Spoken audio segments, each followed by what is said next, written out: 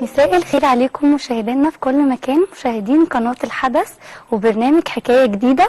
طبعا زي ما عودتكم ان انا عندي كل اسبوع حكاية جديدة وقصة جديدة.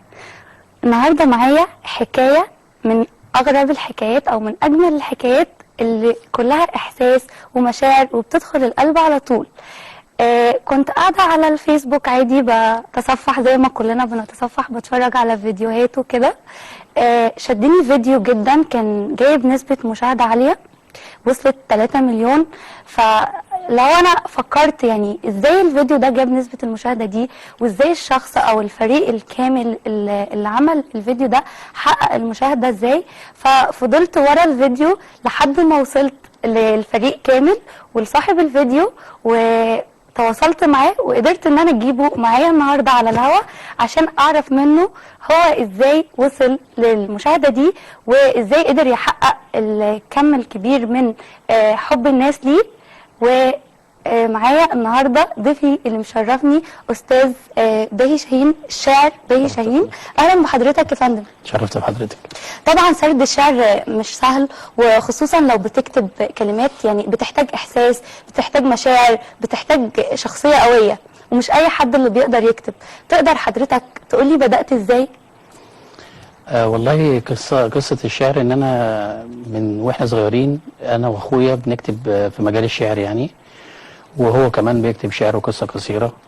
ومن 25 سنة من وقت قريب فكرت ان انا اطلع على السوشيال ميديا واعمل فيديوهات وكده.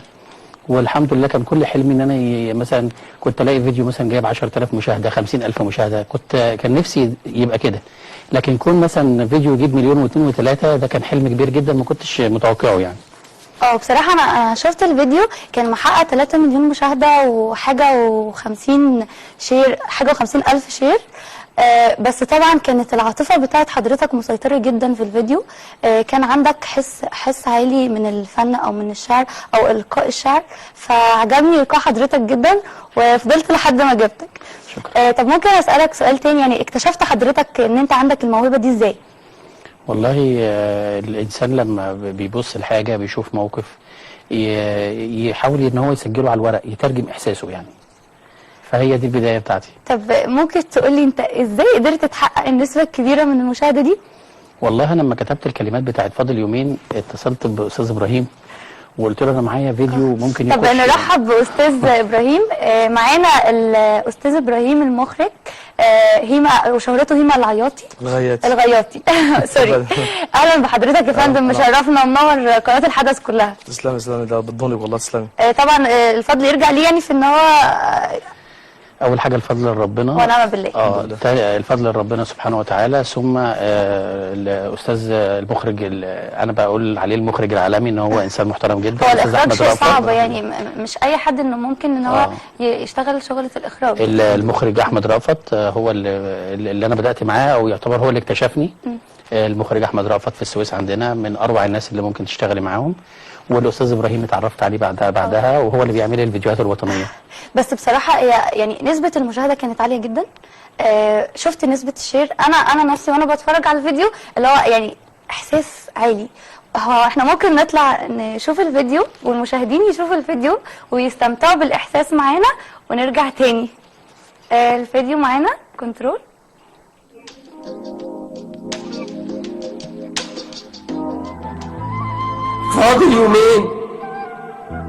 فاضل يومين وينهي خدمته. الليلة دي صلى العشاء، جمع صحابه كلهم. الليلة دي قعد معايا وقال لي صلي، محدش ضامن اخرته. الليلة دي جمع حبايبه كلهم، بص ليهم قال لهم فاضل يومين، خلاص هسلم مخلتي، هكتب كتابي، خلاص هتكمل فرحتي. الليلة دي هيصنا جامد وفرحنا بيه، فرحنا قلبه، جبرنا خاطره. في الليلة دي آمن بطل وخد سلاحه عشان هيطلع خدمته.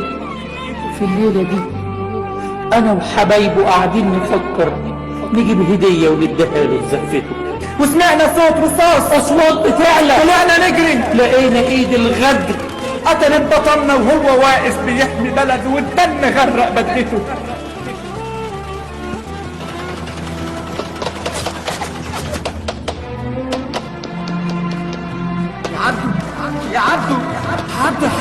لا يا عبدو، ما تموتش يا عبدو. يا عبدو ما تموتش يا عبدو. لا قوم، قوم، ما ينفعش تموت. قوم يا عبدو. ايه ذنب امه وذنب ابوه؟ ذنب اخواته وقرايبه. مستحيل الغدر يفضل والشهيد غرقان في دمه. ايه جريمته؟ ان كان بيحمي بلده، كان كل حلمه ان كان فاضل يومين وينهي خدمته، يكتب كتابه وتبقى كلمة فرحته.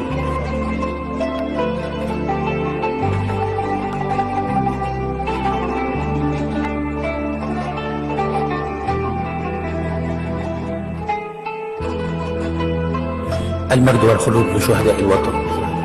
تحيا مصر، تحيا مصر، تحيا مصر.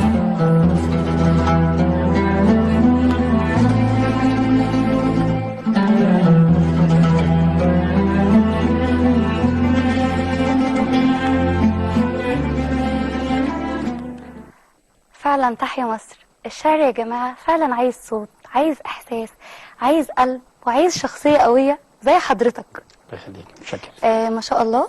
واوريكم نسبة المشاهدة. شوت سكرين معلش ينزل معانا في الكنترول. 2,900,000 يعني محقق 3 مليون مشاهدة واضحة على الشاشة قدامكم. زي ما قلت لكم ان فعلا الشعر عايز قلب، واهمهم الاحساس، واهم حاجة في الشعر ان احنا يبقى عندنا احساس نابع من جوانا. ما شاء الله عليك يا فندم. الله يخليك. فعلا شاعر. طب ممكن تقول لنا اكتر موقف حصل لك من وقت ما دخلت السوشيال ميديا او الميديا او فن الشعر؟ والله كنت في مره رحنا، كنا بنأسس يعني مكتب لينا، واستاذ ابراهيم هيعمل استوديو، فكنا رايحين نجي نشتري انتري يعني. فواحد من الناس الطيبين اللي احنا بنشتري منهم فشافني فقال لي على فكره انت هتوصل. قلت له شكرا شكرا. قال لي لا هتوصل. فابراهيم فرجه على كام حاجه تاني كده، قال لا بقول لك ايه، تديني 50,000 جنيه. قلت له اديك 50,000 جنيه مين يا عم؟ ده احنا جايين نشتري يعني حاجات عشان لسه هنبدا يعني وكده. راح قال لي لا انت هتتشهر وهتبقى مليونير. فقلت له والله بشرى سعيده يعني، شكرا جدا لحضرتك وبتاع. قال لي طب لو هتديني كام؟ قلت له طب ساعتها كده نعمل حاجه لله او كده. قال لي هتديني 50,000 انت هتبقى مليونير. وراح بص لاستاذ ابراهيم كده وراح قال له طب انت بقى هتديني كام؟ تديني 20,000. قال له ليه؟ قال له ما انت المخرج بتاعه يا عم. ممكن تقول لنا عن مجهودك العظيم مع استاذ باهي او الشاعر باهي؟ والله هو الاستاذ باهي بيجيب الفكره، يعني فكره فيها الخلاصه، ما فيهاش كلام. انا بنفذها على طول، يعني بيجيب الفكره يعني في محلها على طول. حتى انا ما بتعبش ورا منه، ما بتعبش. يرسم الفكره وانا انفذها. والحمد لله بفضل الله من ساعه ما اشتغلت معاه، الحمد لله بفضل الله يعني دايما في الطالع وفي النجاح. ما شاء الله. الحمد لله رب العالمين. طب يعني نرجع للاستاذ الصغير الجميل اللي منورنا، ما شاء الله عليك، الحسن وانت الحسن فعلا. ايه دورك بقى مع بابي؟ هو بابا بيكتب لي اشعار وانا بعمل فيديوهات وعامل بيج اسمه الحسن باهي وبنزل عليه فيديوهات. انا دخلت عليه على فكره وشفت نسبه المشاهده العاليه بتاعتك. انتوا ما شاء الله كلكم اخدينها وراثه تقريبا نسبه المشاهده دي. طيب بتقول لنا حاجه؟ ماشي. قول لنا حاجه. علموني من بدايتي لو غلطت يوم في حد املك شجاعه الاعتذار، ولو غلطت وقلت اسف ده شيء مستحيل يقل مني. عشان تعترف بخطأك هي محتاجه القرار. علموني احترام مدرسيني وحب بلدي واكون مؤدب وابن بار. علموني اعرف تاريخي واعظم شهيد حب بلده. علموني لما امشي لازم ابدا بالسلام، وعلموني لما اسلم يكون في وشي الابتسام. علمونا بر امي. برافو عليك. برافو عليك. هنطلع فاصل معاكم، هنوريه مع حد الشاعر برضو مجهز لنا فيديو تاني، بس الفيديو ده طبعا مميز من نوعه. والده كان بطل من ابطال حرب اكتوبر، وطبعا خد شهاده من سياده الرئيس وقتها كان في شهاده العبور. شهاده العبور. فهنطلع فاصل تشوفوا الفيديو معانا، ومعانا باقي فريق الشاعر باهي. نطلع فاصل.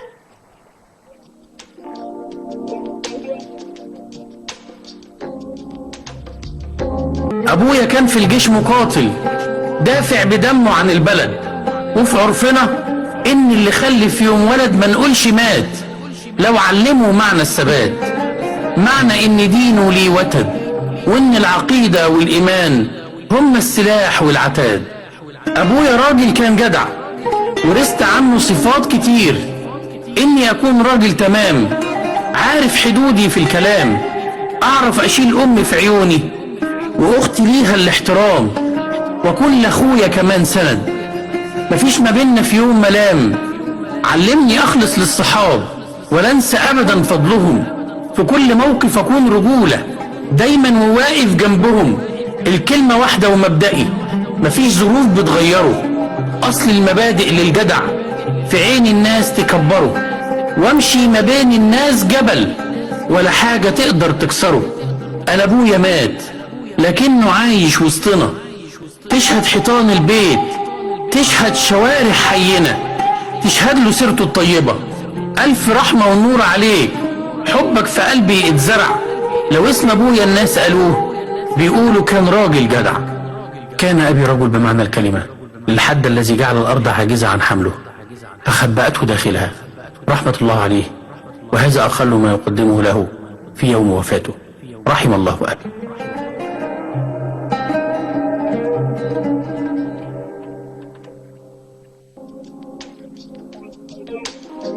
ورجعنا لكم بعد الفاصل. وبعد الفيديو اللي سمعتوه ده كان إهداء لوالد الشاعر باهي رحمة الله عليه، ومعانا أستاذ الشاعر محمد باهي أخو الشاعر باهي شاهين. الشاعر محمد باهي يا جماعة عمل 4 دواوين واتعرضوا في معرض الكتاب، وحضرتك تقدر تقول لنا أسمائهم وجابوا نسبة مبيعات قد إيه وطبعتهم كام طبعة؟ هو أنا بسم الله الرحمن الرحيم أنا عملت 4 دواوين. أول ديوان كان مشترك تمام بيني وبين مجموعة من المبدعين، تمام كان اسمه قلم عطر، وبعدين عملت ديوان حلم صريع، أوكي. وديوان على الأعراف ما بين فراق وعناق، وكتاب آخر قطرات الحنين كان في معرض الكتاب 2020. الحمد لله كان نسبة المبيعات عالية جدا الحمد لله، وكان معايا لقاءات في التلفزيون عليهم. الديوان الثاني والثالث كانوا مطبوعين 3 طبعات، والكتاب الاخير اللي هو اخر قطرات يعني الحنين في كتاب حاليا شغال هينزل في معرض الكتاب الشهر الجاي بقى ان شاء الله. ما شاء الله. احنا نعمل بقى ميكس، انا بلك شعر برضه ده حاجه تشرفنا طبعا. طيب ننزل شوت سكرين بالثلاث دواوين بتاعته اللي نزلت في معرض الكتاب. طيب الكنترول. طيب طيب ممكن تقول لي كمان تكلمني اكتر عن الدواوين وخصوصا اخر قطرات الحنين ده؟ هو انا دايما لما بعمل ديوان بحب يكون في فكره فلسفيه شويه. فاخر قطرات الحنين كان الفكره بتاعته قائمه دايما على ان ما بين كل اخر حاجه دايما بيكون في بدايه جديده، وكنت كاتب من البدايه فيه ان هو ده الهدف الاساسي من الكتاب، ان كل نهايه لازم يكون لها بدايه ان شاء الله، والبدايه بتكون اجمل من النهايه. معانا المطرب محمد الغياتي، مطرب وفنان لكلمات الشاعر باهي شاهين. ممكن تسمعنا اي حاجه كده من كلمات الشاعر بصوتك؟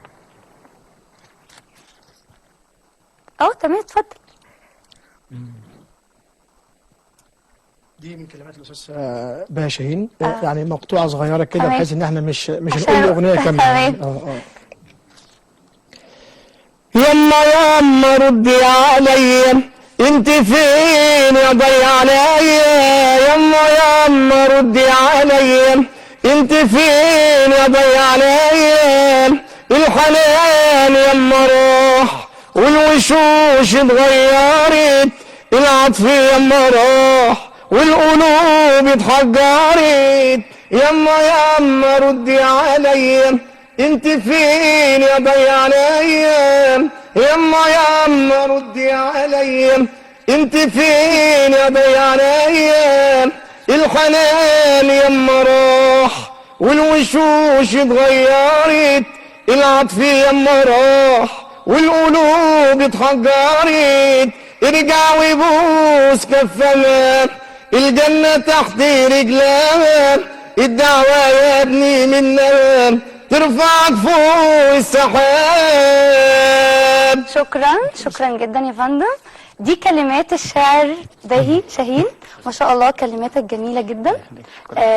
عندك إحساس، عندك موهبة، ودليل المشاهدات اللي حضرتك جايبها، وفريق كامل متكامل من الطفل لحد حضرتك، من المخرج والفنان والشاعر أخو حضرتك، طبعا دواوينك اللي مكسرة الدنيا في معرض الكتاب.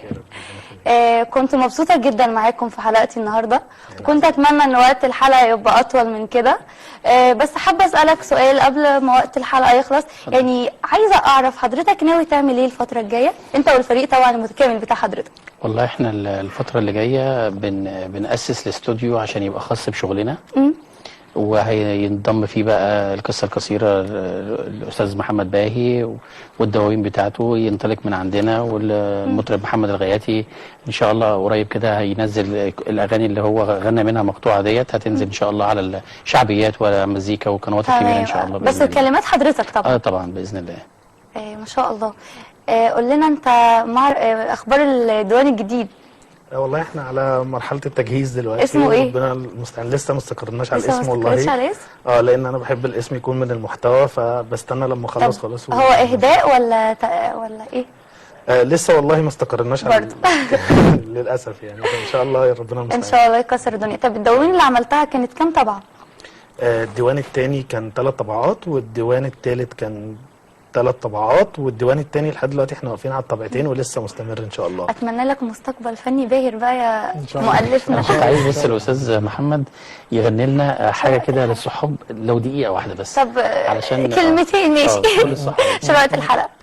يا دنيا ليه واخده الاصيل ماشي بس عشان وقت الحلقه بس. معلش لو اوكي عادي اتفضل حضرتك.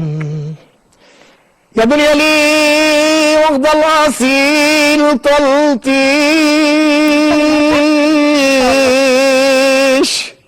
والشقيانين الغلابه شقيانه بس ما فيش.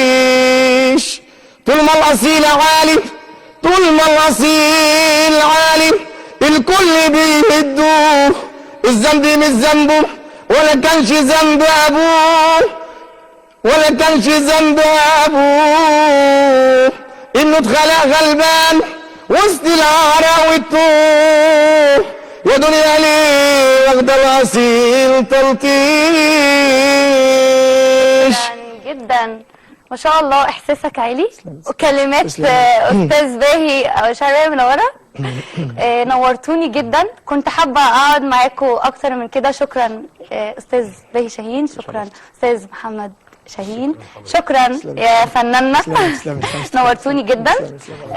وان شاء الله يكون لينا لقاء تاني باذن الله بعد ما الديوان الجديد ينزل باذن الله. طبعا مشاهدينا كان نفسنا نقعد معاكم وقت اكتر من كده، ويا رب تكون الفريق الكامل المتكامل اللي كان معانا النهارده اعجبكم. واستنوني في حكايه جديده وقصه جديده، وزي ما وعدتكم ان كل اسبوع عندكم حكايه جديده. وما تنسوش تشاركوا على بيج البرنامج نسمة الجمل على الفيسبوك، وهستنى اسئلتكم ومشاركتكم. الى اللقاء.